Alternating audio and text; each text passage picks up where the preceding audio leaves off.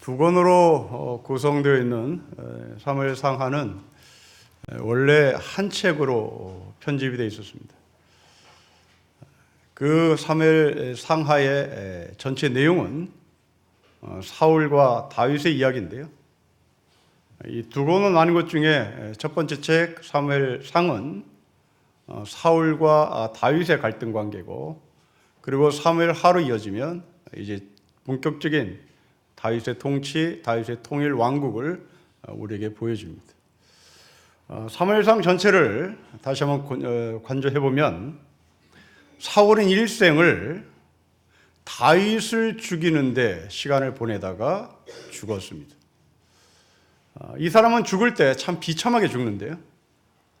블레셋과의 전쟁에서 패배를 합니다. 그리고 적군의 화살에 치명상을 입죠. 그러자 이 사울은 블레셋 군인에게 자기가 죽는 것을 알리기 쉽지 않아서 옆에 있는 부하에게 자기의 목을 쳐달라고 부탁합니다. 그런데 이 부하가 사울 왕을 칠 수가 없죠. 그래서 나는 못하겠다. 거부를 합니다. 그래서 결국 사울은 자기 스스로 자살합니다. 그 자살도 정말 독하게 죽는데요. 칼을 세워놓고 그 위에 자기가 올라가서 자살을 해요. 부상을 입었기 때문에 자기 혼자 동맥을 끊거나 자기 혼자 목을 벨 수가 없고, 부상을 당한, 아주 심한 부상을 당한 이 사울은 자기가 스스로 자기의 몸을 끊을 능력이 없자 칼을 대고 그 위에 올라가서 죽는 것으로 끝을 맺습니다. 물론 자기 아들 요나단까지 같이 죽죠. 그리고 장례를 어떻게 치르나? 장례는 화장해버립니다. 여러분, 유대인이 화장을 했다는 게 굉장히 심각한 문제입니다. 유대인들은 부활 사상을 믿는 사람들이기 때문에 그 부활을 문자 그대로 믿는다면 그들은 화장을 해서는 안 되는 겁니다. 그들은 매장을 해야 되는 거예요. 우리나라 이 근본주의의 신앙을 가진 사람들, 그들은 화장을 하지 않는 이유, 부활 안 될까 봐 그렇다고 고백하죠. 자기의 몸을 땅에 묻어야만 부활할 때 그 몸이 부활할 것이라고 생각하고, 또 더 심한 사람은 자기 아버지가 자기 어머니가 부활했다라고 하는 증명을 가끔 대는 경우가 있습니다. 우스꽝스럽게도 가끔 그 무덤을 보면 무덤에 금이 가는 경우가 있어요. 이게 쪼개진 경우가 있습니다. 그러니까 그것은 봉분을 잘못해서 쪼개졌던지 그렇게 해서 쪼개졌겠죠. 그런데 자기 아전 인수격을 해석하기를 우리 아버지가, 우리 어머니가 무덤을 뚫고 부활했다라고 얘기를 하죠. 아무튼 이 우스꽝스러운 말도 되지 않는 이런 것들이 먹혀 들어가는 것이 이상한 신앙 세계거든요. 그런 것처럼 이스라엘 백성들이 부활을 믿는다면 그 부활은 화장을 해서는 안 되는 겁니다. 매장을 해야 되는 거죠. 그런데 아브라함도 이삭도 다 매장을 하거든요. 하지만 사울은 화장을 시켜버립니다. 그리고 화장을 한다면 수목장을 해요. 나무 밑에 뿌려버립니다. 자기 아들까지, 요나단까지. 여러분, 이 정도로 사울은 비참하게 생을 마감합니다. 그런데 이 사울의 삶을 다시 보면 출생과 그리고 왕이 될 때까지는 정말 잘생겼다고 성경 기록하지요. 이 세상에서 사울처럼 잘생긴 사람은 없다고 이스라엘 백성들이 칭송할 정도로 잘생겼습니다. 근데 왕이 된 이후로부터 이 사람이 죽을 때까지 이 잘생긴 자기의 용모, 자기의 은사, 자기의 달란트를 온통 다윗을 죽이는데 쏟아부었습니다. 저는 이 사울의 삶을 보면 창조주 하나님의 이 섭리를 완전히 역행한 사람으로 보여지는데요. 창조주 하나님은 천지를 창조할 때 아침과 저녁을 창조하지 않습니다. 창조주 하나님은 저녁을 창조하고 아침을 창조합니다. 이것이 창세기 1장의 순서죠. 아침이 되고 저녁이 되니 이는 첫째 날이라고 말하지 않고 저녁이 되고 아침이 되니 이는 첫째 날이라고 말합니다. 다시 말하면 사울은 아침으로 출발한 사람이지만 아침으로 출발한 사람이지만 끝은 저녁이었습니다. 이것은 창조주 하나님의 섭리에 어긋난 거죠. 반대로 다윗은 우리가 아는 대로 막내입니다. 여러분, 고대 시대 막내는 천덕꾸러기거든요. 고대 시대 막내는 이거 태어날지 안 태어날지 잘 모르는 애들입니다. 막내는 엄마가 이것을 없앨까 말까 갈등하는 존재입니다. 아들이 5명 있으면 이 마지막 막내는 이거 태어날 필요가 없는 애거든요. 첫째는 무조건 태어나는 아이입니다. 근데 이 막내는 태어날 확률이 형제가 많으면 많을수록 확률이 줄어드는 겁니다. 그러면 적어도 다윗의 형제는 엄청났거든요. 이 다윗의 집안에 형제는 많았습니다. 그 중에 이 다윗은 막내였다면 이 사람은 n분의 1로 나눠보면 태어날 확률이 적었던 사람입니다. 천덕꾸러기인 거죠. 천덕꾸러기였기에 다윗은 밖에 나서 목동 생활했던 겁니다. 목동 생활은 그 집에서 제일 못난 인간이 하는 거거든요. 여러분, 집에서 농촌에서 자라신 분 기억해 보십시오. 논일 시키는 사람, 밭일 시키는 사람. 아버지가 큰아들에게 논일 시키나요? 작은아들에게 논일 시키나요? 막내에게 밭일 시키나요? 막내에게 논일 시키나요? 논일은 막내가 하는 겁니다. 밭일보다 힘들거든요. 이것이 다윗의 삶이었습니다. 다윗은 키도 짝달막하고 생긴 것도 별풀 먹고 그리고 천덕꾸러기고 그리고 자기 직업도 사람들에게 내놓을 만한 직업이 못 됐습니다. 창세기를 말하면 이 다윗의 출생은 저녁이었습니다. 이 저녁으로 출발한 다윗이 끝을 아침으로 맺습니다. 여러분, 아무것도 가진 것 없이 태어난 다윗입니다. 이 세상에 별볼 없는 존재로 태어난 사람입니다. 그러면 정말 멋지게 태어난 사울이 왜 저녁으로 마감하며 왜 별볼 없이 태어난 다윗은 아침으로 마감하나? 거기에는 믿음이라는 것이 개입됩니다. 믿음이 있느냐 없느냐가 바로 저녁을 아침으로 바꾸는 사람이고 믿음이 있느냐 없느냐가 아침을 저녁으로 바꾸는 겁니다. 사울은 평생 사람을 죽인 일에 자기의 용모, 자기의 시간, 자기의 은사, 자기의 달란트를 사용했습니다. 그 상대방이 옳고 그르냐를 따지지 않아서 무조건 적이었습니다. 무조건 나쁜 거였습니다. 무조건 다윗이 하는 것은 싫었습니다. 반면에 다윗은 쫓기는 신세였지만 다윗에게는 두 가지 하나님의 축복이 있었습니다. 하나는 주변 사람들이 다윗에게로 모였습니다. 또 하나는 다윗은 믿음으로 기도하는 사람이었습니다. 여러분, 22장 1절을 보십시오. 22장 1절에 아둘람 굴에 다윗의 주변에 400명이 모여듭니다. 여러분, 22장 1절을 우리가 다시 한번 읽어볼까요? 시작. 그러므로 다윗이 그것을 떠나 아둘람 굴로 도망하며 그의 형제와 아버지의 온 집이 듣고 그를 내려가서 그에게 이렇습니다. 환난당한 모든 자와 빚진 모든 자와 마음이 원통한 자가 다 그에게로 모였고 그는 그들의 우두머리가 되었는데 그와 함께한 자가 400명이었습니다. 이 400명이 어떤 사람들인가? 2절 말씀을 다시 보시면 환난당한 자, 빚진 자, 원통한 자들입니다. 여러분, 이런 사람이 사울을 따라가야지 왜 다윗을 따라옵니까? 다윗은 거듭 말씀드리지만 막내요, 천덕꾸러기요, 별볼 없는 직업이요, 생긴 것도 못생겼고 아무것도 별볼 없는 사람인데 왜 이렇게 원통한 자, 그리고 빚진 자, 또한 환난당한 자가 다윗 주변으로 몰려들까요? 그것만 아닙니다. 다윗 주변에는 제사장 아비아달이 있었습니다. 그것만 아닙니다. 다윗의 주변에는 선지자 갓이라는 사람이 있었습니다. 하지만 사울 곁에는 사람이 떠납니다. 사울 곁에는 제사장이 떠납니다. 사울 곁에는 사무엘도 떠납니다. 심지어 사울은 제사장 85명을 사륙하는데 서슴지 않습니다.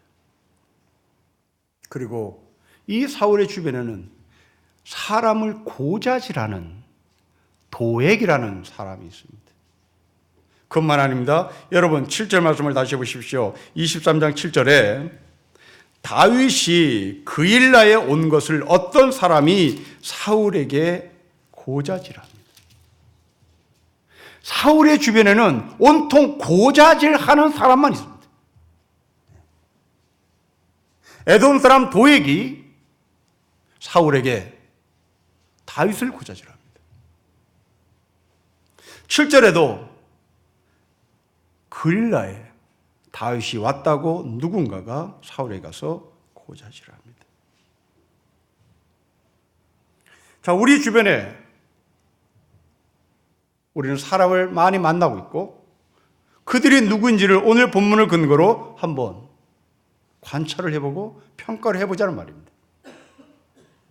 여러분들이 못났음에도 불구하고 주변의 제사장, 주변의 선지자, 주변의 원통한 자, 빚진 자, 마음이 상한 자들이 모이면 여러분들의 인생은 잘 살고 있는 것이죠. 근데 여러분 주변에 온통 누가 이랬대, 누가 저랬다라고 고자질하고 다니면, 고자질하는 사람이 주변에 있으면 여러분들은 인생 잘못 살고 있는 겁니다.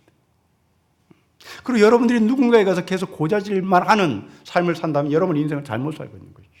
특별히 교회는 남의 일을 고자질하는 좋은 환경에 놓여 있는 곳입니다. 제가 오래전에 제 방에서 책을 읽고 있는데 누군가가 찾아와서 상대방이 저에게 상담을 요청했는데 상대방의 얘기를 계속 하는 거예요. 그래서 제가 그 자리에서 아주 불쾌하게 나가라 그랬습니다. 아주 불쾌하게 나가라 그랬습니다. 여러분 왜 저에게 상담을 요청합니까? 여러분의 문제를 가지고 와야 되는 거잖아요. 여러분의 문제를 가지고 상담을 해야 되는 거잖아요. 그런데 왜 남의 일을 헐뜯기 위하여 남의 삶을 고자질하고 나의 삶을 비난하기 위하여 제 방을 찾아옵니까? 제가 거기에 짝짝꿍하며 놀아날까요? 그래서 같이 그래 그 사람이 그랬어요. 그 사람 내가 그럴 줄 알았어요. 라고 말해야 옳은 걸까요? 여러분 이런 사람은 인생을 헛사는 겁니다. 여러분 사람에 대한 문제를 지적할 때는 그 사람 앞에서 하십시오. 그 사람 앞에서 정정당당히 하십시오. 고자질하는 것은 영성이 무너진 자들입니다. 왜 정정당당하게 그 사람 앞에서 고자질, 그 사람의 문제를 지적하지 않고 왜 뒤로 돌아서 그것도 제3자인 그리고 그 사람이 또 그 사람에게 얘기해달라는 심정으로 와서 이야기를 하나요? 여러분 이것은 주변에 있는 사울의 사람 도액 그리고 그릴라에 다윗이 돌아왔다고 고자질하는 그런 삶입니다. 여러분 이런 사람들은 왜 고자질할까요? 사심 있게 사는 겁니다. 에돔 사람 도액이 왜 고자질합니까? 에돔 사람 도액은 지난 시간에 말씀드렸다시피 용병입니다. 여러분 이 사람은 사울의 참모가 아니었습니다. 이 사람은 용병이었습니다. 용병이라는 것은 고자질해서 돈을 많이 벌거나 고자질해서 승진하면 되는 겁니다. 사울은 에돔 사람 도액이 참모인지 용병인지를 구분할 수 없을 정도의 허약한 영성을 갖고 있었습니다. 결국 그 주변에는 그런 사람들만 존재했던 겁니다. 그러나 다윗은 주변에 힘없는 자들이 모였습니다. 그 힘없는 자들이 모였다는 것은 자신의 문제를 좀 해결해 달라고 부탁하러 온 것이죠. 그들이 400명이 모였습니다. 그것만이 아닙니다. 주변에는 제사장도 모였고 그리고 선지자도 모였습니다. 하지만 이것으로 끝이 아니었습니다. 다윗은 기도하는 사람이었습니다. 여러분 2절 보십시오. 23장 2절을 우리 같이 읽겠습니다. 시작. 이에 다윗이 여호와께 묻자 이르되 내가 가서 이 블레셋 사람들을 치리까? 여호와께서 다윗에게 이르시되 가서 블레셋 사람들을 치고 그일라를 구원하라고 합니다. 기도를 합니다. 여러분 4절도 마찬가지입니다. 다윗이 여호와께 다시 물었습니다. 여호와께서 말씀하시기를 그일라로 내려가서 그일라에 있는 타작마장을 찾으라고 얘기합니다. 자, 이제 여러분들은 이 2절과 4절 읽으면서 문제 제기를 해야 하는 겁니다. 어떤 문제 제기를 해야 하냐면 우리가 사무엘 1장부터 지금까지 다루면서 다윗은 이전까지 한 번도 기도를 해본 적이 없습니다. 오늘 이 본문이 다윗의 처음 기도입니다. 그리고 모든 행동과 모든 결심은 자기 스스로 결정하고 행동을 했습니다. 도대체 무슨 일이 있었길래 이 사람이, 이전까지는 스스로 결정하고 스스로 행동했던 사람이 지금 오늘부터 왜 기도하는 사람으로 바뀌었을까 하는 겁니다. 도대체 무슨 일이 있었길래요? 어떤 터닝 포인트가 있었길래 다윗은 기도하는 사람으로 바뀌었을까요? 자, 우리가 다윗을 만난 이후의 삶을 정리해 보십시다. 21장 1절에 가보면 노브로 도망을 갑니다. 여러분 21장 1절 보십시오. 다윗이 노베 가서 제상 아히멜렉에게 이릅니다. 기도하지 않았습니다. 자기가 노베 가야 된다고 스스로 결정을 했습니다. 여러분 10절을 보십시오. 거기서 떠나 블레셋 가드왕 아기스에게로 도망을 갑니다. 21장 10절도 자기 스스로 결정하고 결론을 내렸습니다. 22장 1절을 보십시오. 아둘람으로 도망가는 다윗이 스스로 결정하고 스스로 행동을 했습니다. 3절에 다윗이 거기서 다시 모압으로 도망갑니다. 여기서도 다윗은 스스로 결정하고 행동을 합니다. 여러분 5절 보십시오. 헤레스풀로 도망가는 다윗 또 스스로 결정하고 행동을 했습니다. 자, 그런데 오늘 본문에 타작마당을 가야 할지 말 것인지에 대해서는 다윗이 스스로 결정하지 않습니다. 하나님 앞에 기도합니다. 도대체 그 사이에 무슨 일이 있었을까요? 엄청난 일이 있었습니다. 22장 18절을 보십시오. 22장 18절을 보시면 사울이 제사장 85명을 죽입니다.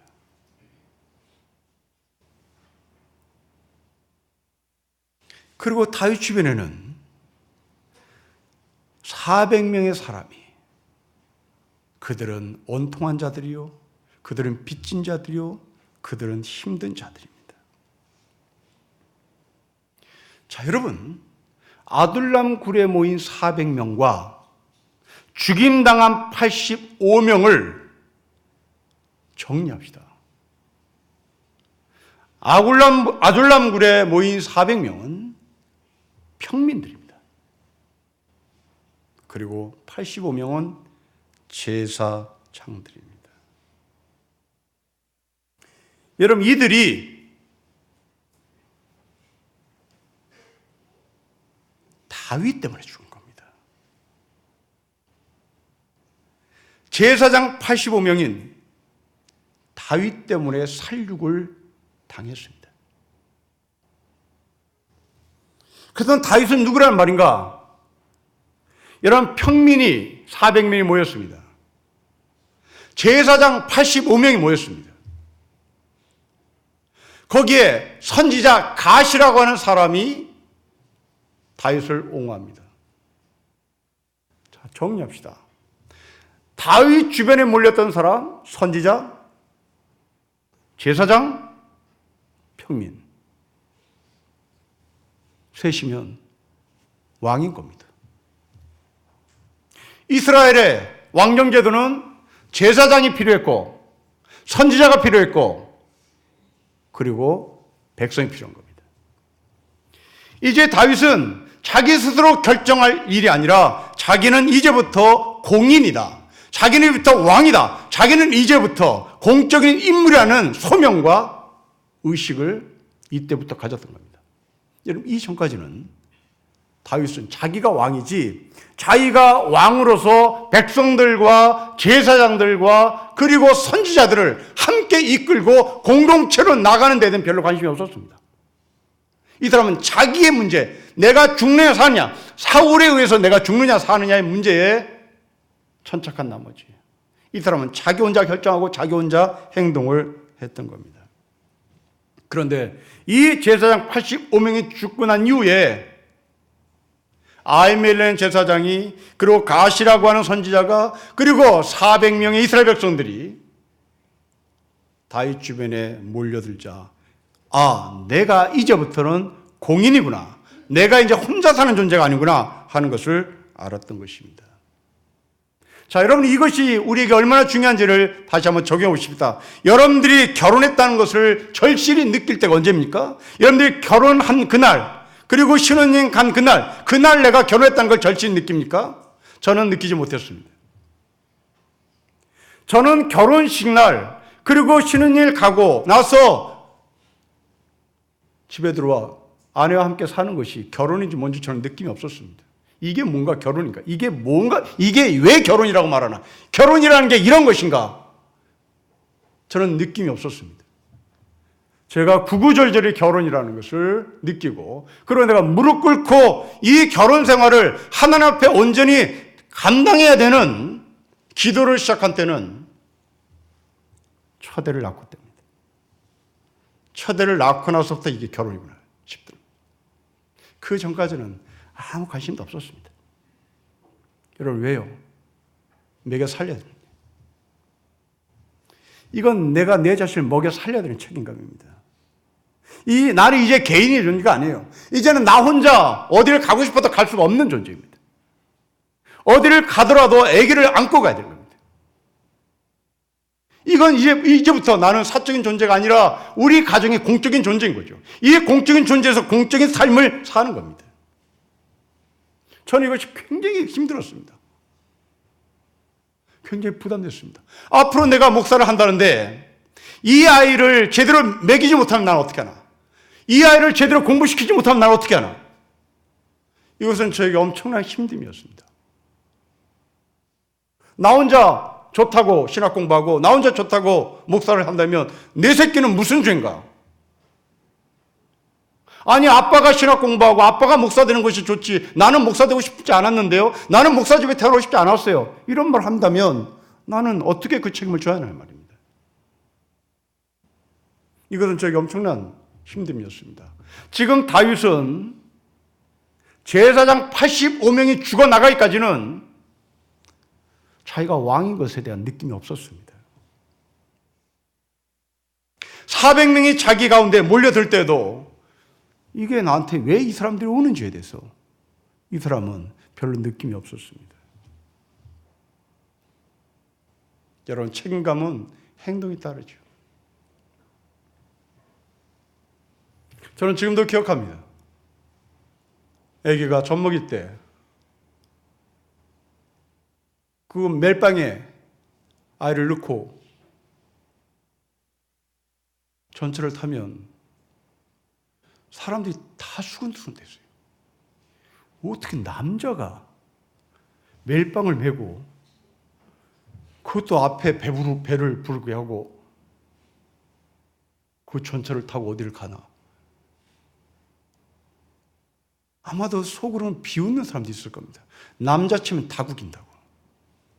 그러나 저는 아이를 안고 전철을 타는 것에 대해서 이것은 제 책임이었습니다. 아내를 도와주는 게 아니라 내가 이 아이를 먹여 살려야 되는 책임이었습니다. 이 아이를 삐끗하면 나는 굶길 수밖에 없는 잘못된 아빠가 될 가능성이 높죠. 특히 신학은, 특히 목사는 우리 주변에 자기 아들, 자기 딸 제대로 공부시키지 못한 목사들 많습니다. 여건이 안 되는데요. 그 아들은 무슨 죄입니까? 저는 이것이 대단히 무서웠습니다. 목사로서의 책임감, 목사로서의 공인의식, 저는 언제 이 목사로서의 또 공인의식을 가졌나? 가장으로서의 책임은 아이가 태어났을 때 가졌고 목사로서의 공인의식, 목사로서의 책임의식은 저는 언제부터 가졌을까? 저는 목사 안수 받고 나서 목사에 대한 의식 갖지 않았습니다. 저는 부목사 때도 목사 의식 갖지 않았습니다. 그건 그냥 따라가면 되는 거니까요. 목사의 공인의식은 이 신령교회 와서부터 했습니다. 어떤 누구도 안 도와주니까요. 누가 코멘트 해주는 것도 없습니다. 이건 온통 제가 해야 될 일입니다. 그러니 26년 전에 38살 먹은 젊은 청년이 얼마나 두려웠겠어요.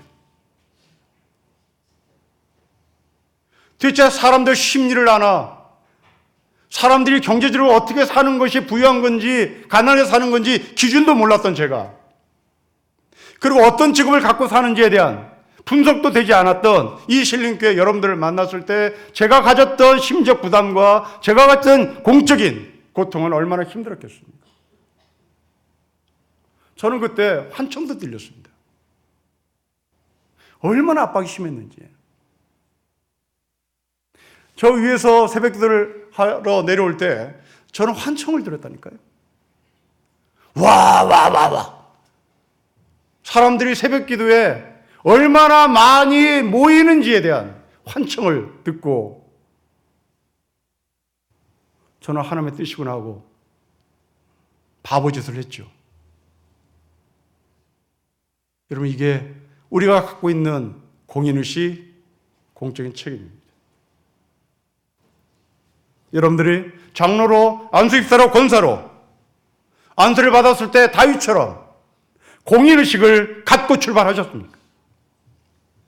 아니면 지금 10년, 20년 됐는데도 아직도 교회 안에 장로와 안수집사, 권사로서의 공인의식이 없습니까? 그렇다면 여러분들의 영성은 제가 부목사 시절의 영성일 수밖에 없는 것이고, 제가 결혼하고 나서 자식을 품에 안기 전에 그냥 결혼했으나 그게 뭔지도 모르고 살아가는 삶일지도 모르겠습니다. 다윗은 비로소 오늘부터 공인으로서의 삶을 출발합니다. 여러분들의 삶은 하늘의 백성이라는 공인의식은 언제부터 출발하셨습니까? 내가 이 사회에서 하나님의 사람이라는 공인의식을 나는 언제부터 갖고 계셨습니까? 여름에 버스를 탈 때, 지하철을 탈 때, 그리고 버스 운전할 때 나는 하늘의 백성이라는 공인의식을 갖고 운전을 하십니까?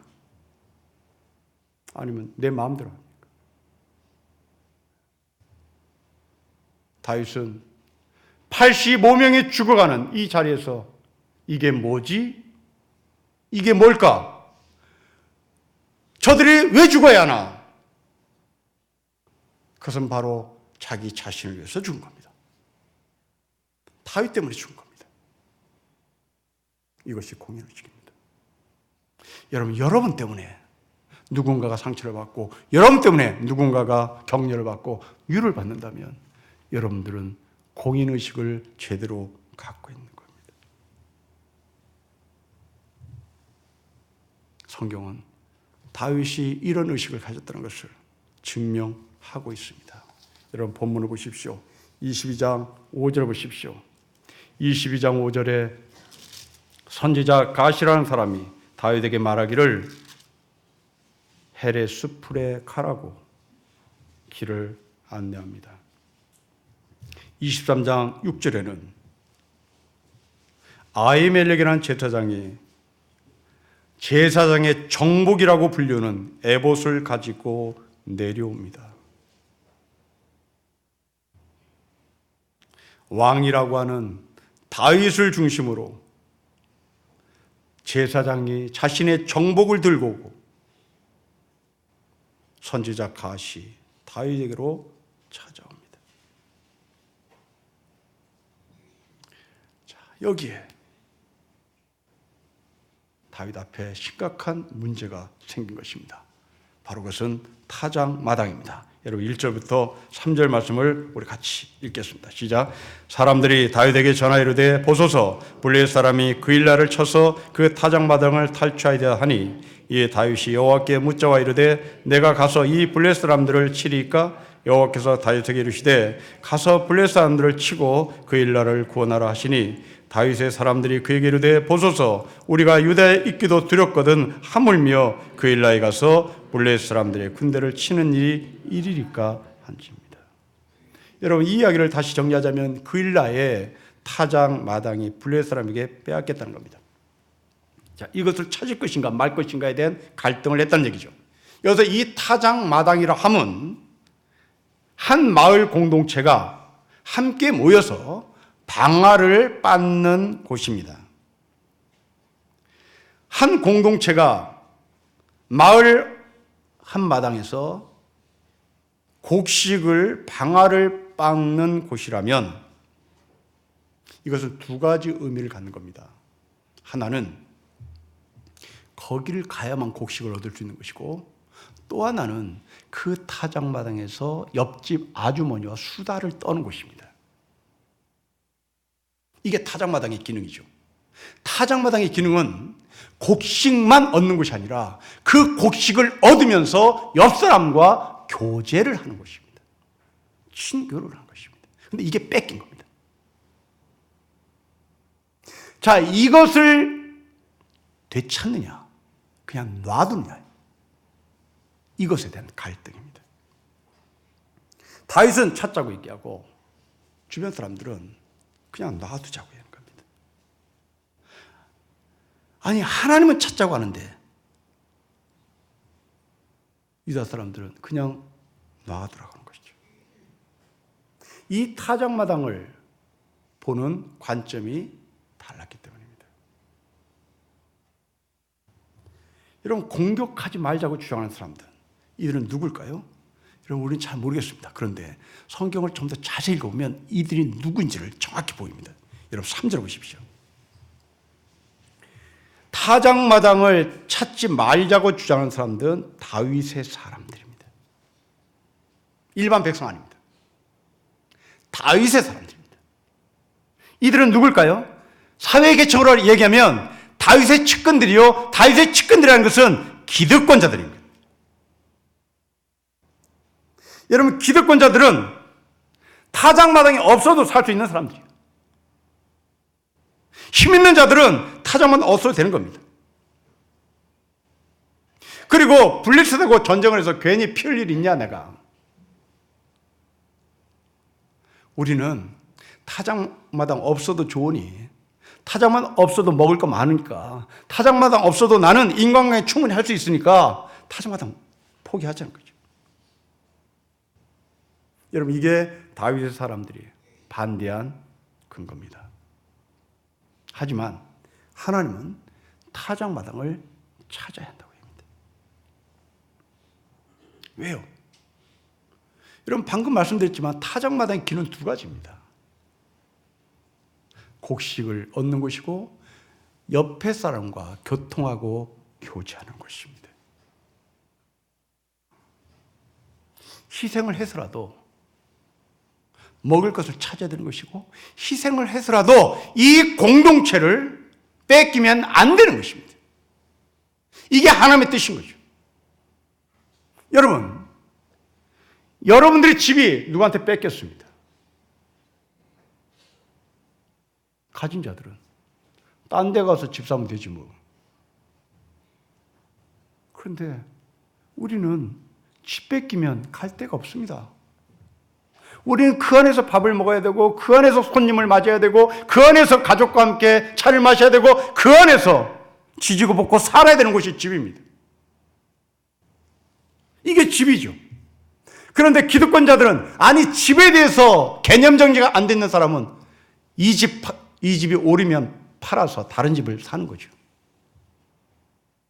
여러분 이게 타작마당을 빼앗겨도 된다는 사람들입니다. 성도 여러분, 여러분들이 가지고 있는 집은 무엇입니까? 오르면 팔 겁니까? 아니면 내가 죽을 때까지 그 안에서 함께 밥 먹고 사는 것입니까? 여러분, 집이 하우스입니까? 여러분에게서 집은 홈입니까? 자본의 관점에서 집은 하우스죠. 그러나 성경의 관점에서 집은 하우스가 될 수 없습니다. 성경의 관점에서 집은 홈이어야 되는 겁니다. 밥을 먹는 곳입니다. 가끔 부부싸움도 하는 곳입니다. 갈등하는 곳입니다. 이게 타작마당입니다. 다윗의 사람들, 기득권자들은 타작마당을 하우스로 본 사람들입니다. 하나님은 그 타작마당을 홈으로 봤습니다. 만약 우리 교회 안에 이런 문제로 서로 갈등하고 서로 격론을 벌일 때 우리는 어디로 결론을 내려야 될까요?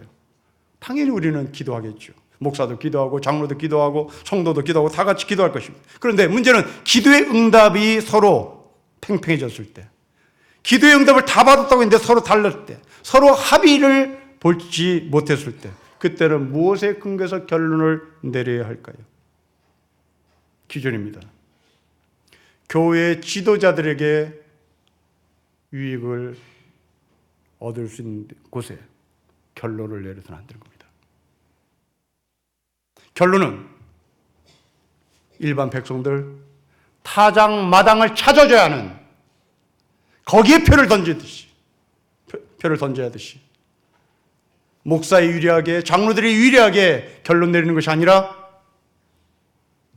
성도들에게 유익이 되는 그쪽에 표를 던져야 되는 겁니다.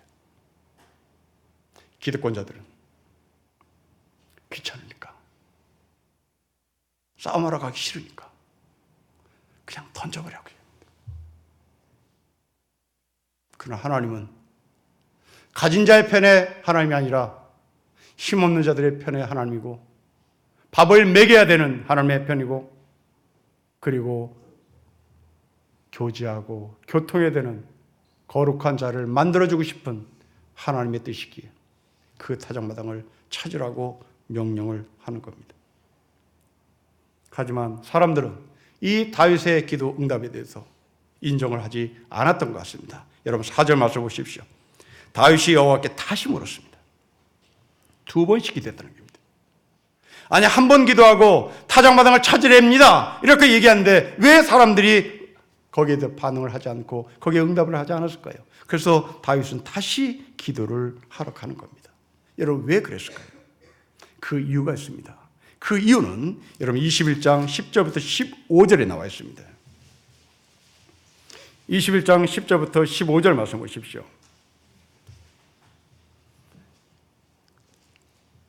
그날에 다윗이 사울을 두려워하여 일어나 도망하여 가드왕 아기스에게 갑니다. 블레셋 가드왕 아기스에게 다윗이 갔습니다. 11절에 아기스의 신하들이 아기스에게 말합니다. 이스라엘 땅 다윗이 아닙니까? 그리고 다윗을 찬송하는 찬송의 소리를 들려줍니다. 12절입니다. 다윗이 이 말을 듣고 마음에 두고 가드왕 아기스를 두려웠습니다. 13절에 다윗은 미친 척을 합니다. 블레셋에 대한 끔찍한 기억입니다. 그런데 다윗이 거기를 다시 가겠다고 얘기합니다. 여러분, 이것은 무엇을 말할까요?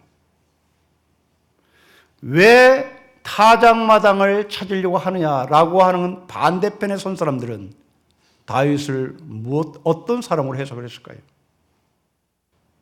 혹시 이 나라를 블레셋에 다 넘기는 거 아니야? 이게 민족주의자들의 입장이었겠죠. 다윗을 오해했던 겁니다. 다윗이 그토록 가고 싶던 블레셋, 그 땅으로 타작마당을 찾는다는 빌미로 가려고 하는 게 아닐까? 이것이 이 다윗의 사람들의 오해였겠죠. 그래서 다윗은 다시 기도합니다. 하나님의 응답은 똑같았습니다. 타작마당을 찾아야 합니다. 여러분, 저는 이 다윗의 이 모습을 영적 배수진을 쳤다라고 표현하고 싶습니다. 물론 제가 말씀드린 이 영적 배수진이라는 말은 성경에 없습니다. 그리고 이 말을 누가 만들었냐면 사랑의 교회 오정현 목사가 만든 말입니다. 제가 좋아서 인용했습니다. 그분은 사랑의 교회가 불법으로 건축을 하자 관청에서는 이것이 불법이다, 원상복구해야 된다라는 판결에 영적 배수진을 치겠다라고 표현했습니다. 그 영적 배수진은 우리는 더 이상 안 물러나겠다라고 얘기합니다. 여러분, 오늘 다윗이 영적 배수진을 친 것과 사랑의 교회 오정현 목사가 영적 배수를 친 것의 차이가 무엇인지를 보십시오. 더 이상 물러나지 않겠다는 겁니다. 다윗도 사랑의 교회 오정현 목사도. 그런데 둘 다 물러나지 않겠다고 결심을 한 것이나 차이는 하늘과 땅 차이입니다. 타작마당은 우리의 것을 찾겠다는 겁니다. 사랑의 교회는 서울시 땅을 점령해버린 겁니다. 여기는 우리 땅 찾겠다는 것이고 이건 남의 땅 먹은 것이고, 그런데 둘 다 영적 배수진 칩니다. 누가 더 정직한 영적 배수진일까요? 어떤 영적 배수진이 진짜 영적 배수진입니까? 다윗이죠. 우리 것 찾겠다는 건데. 아니, 지금 서울시가 우리 것 찾겠다고 영적 배수진을 쳐야 되는 겁니다. 서초구청이 우리 땅 찾아야 된다고 영적 배수진을 쳐야 되는 겁니다. 그런데 남의 땅을 점령해서 배째라고 말하는 깡패 같은 영적 배수진의 단어는 안타깝게도 목사가 만들어냈습니다. 다윗은 우리 땅을 찾겠다고 많은 사람들의 반대에도 불구하고 하나님께서 찾으라고 명령했음을 선포하며 그 땅을 찾습니다. 그 땅은 곡식을 얻는 곳이고 그 땅은 친교하는 곳이고 교제하는 곳이기 때문입니다.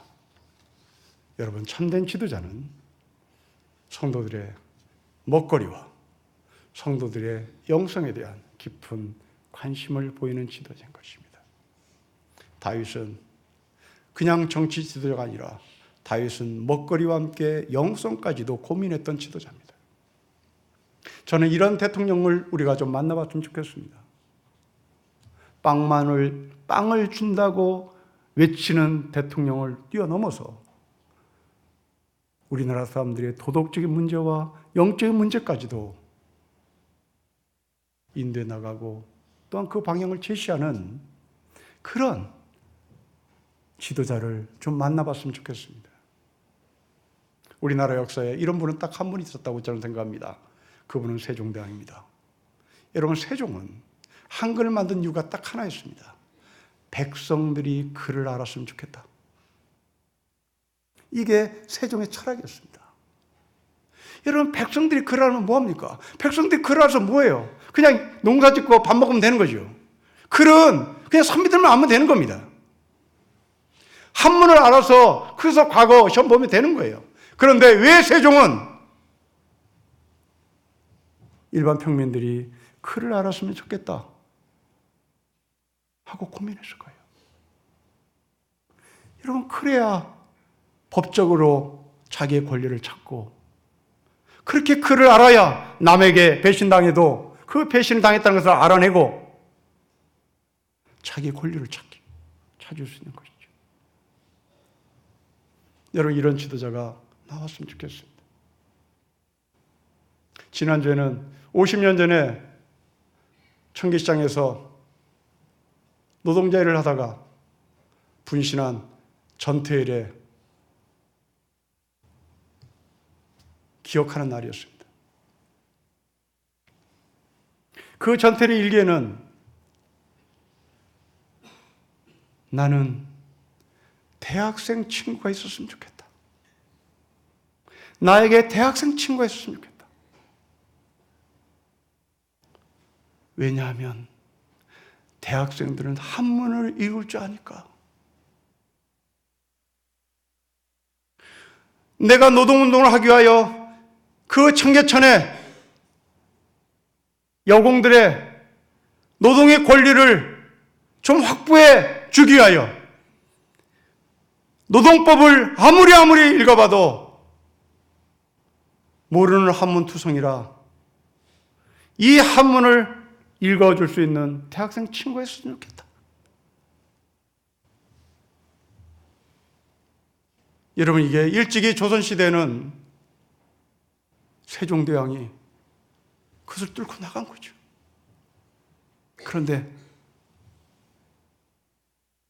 훨씬 몇백 년 후에 우리는 다시 노동법이 한글로 되지 않고 한문으로 일개 지신들만 읽을 수 있는 법으로 바뀌어버린 현실입니다. 그때 그 전태일 청년이 죽자 세상은 난리가 났지요. 이것을 무마하기 위하여 당시 중앙정보부는 전태일 어머니에게 3천만 원을 들고 왔답니다. 이 3천만 원 지금의 가격으로 환산해 보면 당시 양옥집이 150만 원이었습니다. 양옥집이 150만 원의 양옥집이 거래되는 그때 3천만 원을 들고 왔다는 것은 양옥집 20채를 사는 돈입니다. 그런데 전태일 어머니 이소선 여사는 거부를 했다는 겁니다. 내 아들의 이름을 먹칠하지 마라. 그리고 전태일은 죽을 때 한마디 외쳤답니다. 너무 배가 고파요. 너무 배가 고파요. 여러분, 이 소리를 듣고 아들을 떠나보낸 엄마의 눈앞에 3천만 원은, 그런데 그것을 거부합니다. 여러분, 그들은 배우지 못한 분들입니다. 그들은 지식은 아닙니다. 여러분들에게 3천만 원이, 양옥집 150만 원 할 때 3천만 원이 여러분 앞에 놓여질 때 그 배우지 못한 어머니가 거부했던 것처럼 거부할 수 있을까요? 여러분, 이것은 곧 내 아들의 죽음은 개인의 죽음이 아니라 공적인 죽음인 것을 어머니는 알았기 때문입니다. 만일 다윗이 믿음의 사람이 아니었다면 다윗은 사울처럼 도액 같은 정보원을 옆에 두고 그 정보원을 이용했겠죠. 그러나 다윗은 공인이었습니다. 공인이었기에 이 세상을 창조하신 하나님의 음성을 듣고 싶어 했고 그분의 음성을 듣기 위하여 무릎을 꿇었던 겁니다. 그리고 일반 백성이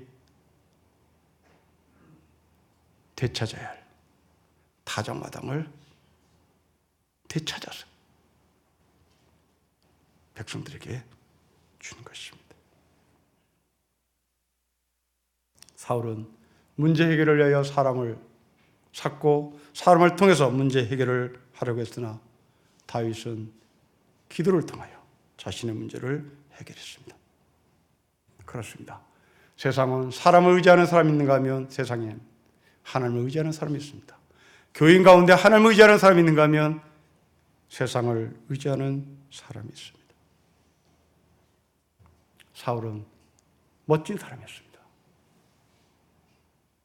아침 같은 사람이었습니다. 그러나 그의 아침은 저녁으로 끝나고 말았습니다. 다윗은 저녁 같은 사람이었습니다. 하지만 다윗은 아침으로 삶을 끝을 냅니다. 우리의 삶은 마지막 결과로 증명합니다. 여러분의 지금의 과정은 높고 낮음이 있겠죠. 그러나 이것은 언제 바뀔지 모릅니다. 우리의 마지막 결론이 아침이 되어야 되는 겁니다. 그 마지막 결론이 아침이 되기 위해서는 우리는 두 가지가 필요합니다. 하나는 믿음이요, 하나는 그 믿음을 통한 기도인 것입니다. 여러분이 남편으로서, 아내로서, 아버지로서, 어머니로서 자식들 앞에 공적인 책임을 다하십시다. 더 나아가 목사인 저는 교회 앞에서 공적인 책임을 다해야 하는 또 책임도 있습니다. 교회 지도자 여러분, 여러분들이 교회 안에서 사적인 존재 아닙니다. 여러분들은 공적인 존재입니다. 공적인 존재이기에 이 공적인 예배 시간에 여러분들은 기필코 나와야 되는 겁니다. 이것은 선택의 사안이 아닙니다. 이것은 필수의 사항입니다. 항존직 여러분, 장로님 여러분, 안수집사 권사님 여러분, 여러분들은 공인입니까? 여러분들은 사적인 존재입니까? 우리는 어떤 누구도 사적인 존재로 말할 수 없음을 기억하시고 공적인 시간, 공적인 장소, 공적인 예배 여러분들이 길을 쓰고 나와야 하는 하늘의 삶이기를 주의 이름으로 축복합니다. 기도하겠습니다. 하나님 아버지, 공적의식을 갖고 있지 못했던 다윗이 자기 때문에 85명이 죽어나가고 자기 주변에 제사장이 찾아오고 자기 주변에 선지자가 찾아오고 자기 주변에 400여 명의 백성들이 찾아온 것을 보고 뒤늦게 깨달았던 다윗의 신앙 고백을 우리가 나눴습니다. 우리나라가 이 모양 이 꼴이 된 것은 저들의 문제가 아니라 하늘의 시민으로 부름받은 우리의 공적인 책임도 있음을 고백해 하나님 앞에 무릎 꿇고 기도하겠습니다. 하나님 아버지, 내가 하늘의 시민이요, 내가 하나님께서 기름 부으신 목사요, 장로요, 권사요, 안수집사인 것을 저희가 다시 한번 확인해 우리의 시간이, 우리의 물질이, 우리의 삶이 이 땅에 공적인 도구로 쓰임받을 수 있도록 내어놓게 하여 주시고 우리가 거기에 참여케 하옵소서. 잃어버린 타작마당 우리 주변에 넘치고 넘칩니다. 이 타작마당을 되찾아야 할 책임이 우리 가운데 있사오니 교회 안에 잃어버린 타작마당, 교회 안에 잃어버린 영적인 교회 공동체 아버지 하나님의 이름으로 다시 되찾게 하셔서 잃어버린 자들, 그것이 없어서 안타까워하는 자들, 그들에게 다시 되돌려 줄 수 있도록 축복하여 주십시오. 주 예수 그리스도의 이름으로 기도합니다. 아멘.